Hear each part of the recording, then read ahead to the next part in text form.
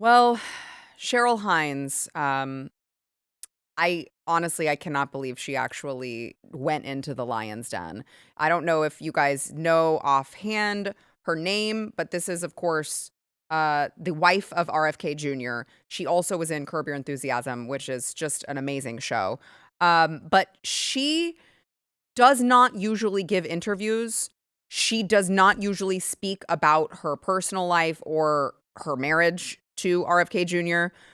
But she went on The View. I think she thought, she has a new book and she's like, oh, cool, I can go and promote my new book. And The View had the audacity to bring her on under the guise of promoting her book and then completely derail the conversation by talking about her husband's politics, which is actually probably one of the tackiest things that you can do when you invite a guest on.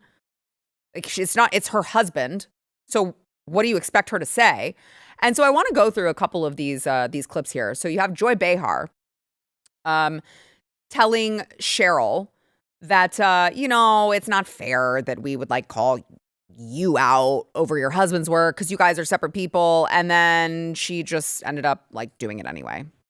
Cheryl, it's not fair to really put you on the spot about him because you're his wife. I know that. But when you say that they are pro-vaccine, it seems as though Bobby and Trump are casting doubt on the efficacy of the vaccine, which makes Americans very nervous. So that's the problem that we're having. Okay, I understand. Yeah.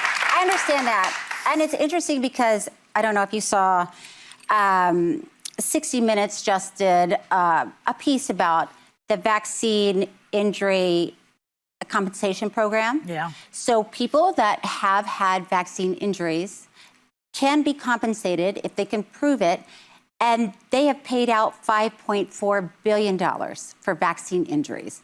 So my question is, can we do better? Is that all vaccines or just the COVID vaccine? It's all vaccines. Cares? As far as I know. Okay. As far as I know. Okay. But so the question is, yes to vaccines.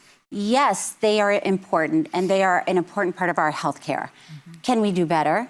Can we make them safer? Can we make them, can we listen to parents who say, my child got the vaccine and changed, and stopped hitting markers, stopped developing the way they were developing? Can we listen to people when they say that instead of saying, you're crazy? I got to tell you, as we go through these clips here, that she handled it much nicer than I would have. That the class that she had on display in answering it as graciously and as poignantly as she did, I think is just really, I think it speaks volumes. So they kept pushing on RFK's qualifications. And she did, just play the clip. 90% of secretaries of HHS have not been doctors. But they've had a science background. There have been 3. Yeah. No, to be honest. One of Obama's secretaries of HHS was an economist.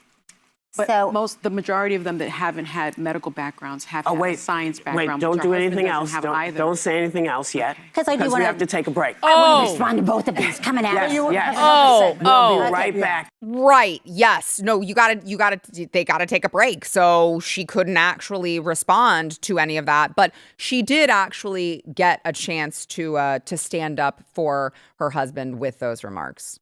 But the problem, respectfully, is that your husband is the least qualified Department of Health and Human Services head that we've had in history. I do not. I think that's a very dangerous. Why is he less qualified than an economist? I think How is that he possible? is less He qualified. spent his Based off of career what?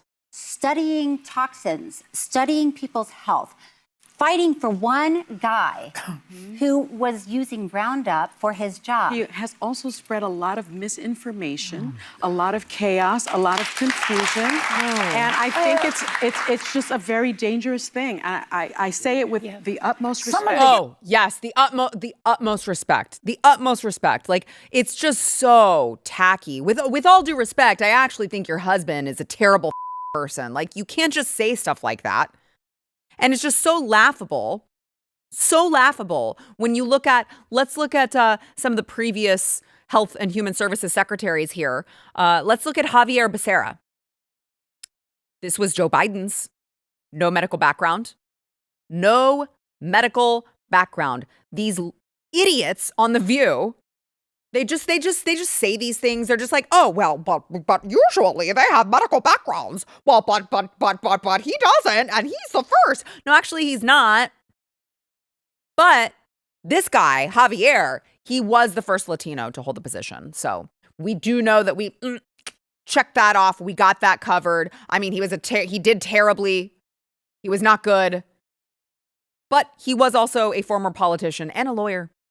And the closest thing that he came to anything health related was bringing felony charges against the Center for Medical Progress activists who exposed Planned Parenthood for allegedly selling fetal tissue. So he did do that. That was the closest he got to anything health related. But he was the first Latino, so congratulations there. He must have been great. That must have been why they never said anything about him. And then you heard Cheryl Hines mention The Economist. Sylvia Matthews Burwell, she was the secretary under Obama. Absolutely no medical background, did know about the economy, not sure how that translates to Health and Human Services. Let's talk about Kathleen Sebelius, who was also a secretary under Obama. Oh, she was a lobbyist. She was a politician and a lobbyist, which is really what you want when you're trying to have someone head up the agency that's supposed to keep us all healthy. I don't think they teach any sort of medical information. I don't think you have a medical background when you're a lobbyist. Okay? And I would be remiss if I didn't mention Dick Levine, who was the assistant secretary for health during Joe Biden's tenure. And he maybe was the most qualified out of all of those people, but didn't even know what gender he was. So that just tells you all you need to know about all of these recent Health and Human Services secretaries who haven't given a shit that we have become more sick. We have become sicker than ever before.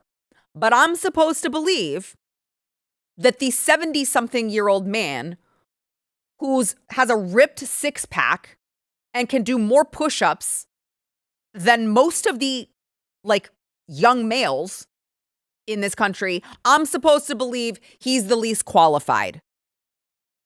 Okay. Now I'd like to close with Cheryl Hines doing an interview with Megyn Kelly recently, and it was very interesting what Megyn and Cheryl hit on, and I think maybe we have our answer as to why The View is so hell-bent on discrediting RFK Jr.'s work. I mean, I've said this before. When I was at Fox, if you said anything about the vaccine schedule for kids, you get a call immediately to stop talking about that. Yeah. And, Pfizer was one of our big advertisers. Right. I was young and didn't really put it together. Right. But it is crazy. There are certain things you're not allowed to talk about. You can't talk about it. And he was like, a third rail? Let me love it. Let me hold it. I know. And you're over there like, Bobby. Everybody, you're making people go crazy. He's like, I don't care. It's the advertising money. Makes a lot of sense. Also, the fact that every single host of The View is retarded, that also makes a lot of sense. If you like this clip and you want to see the full episode, click here. And if you want to subscribe to the channel, come on, you know you do. Click here.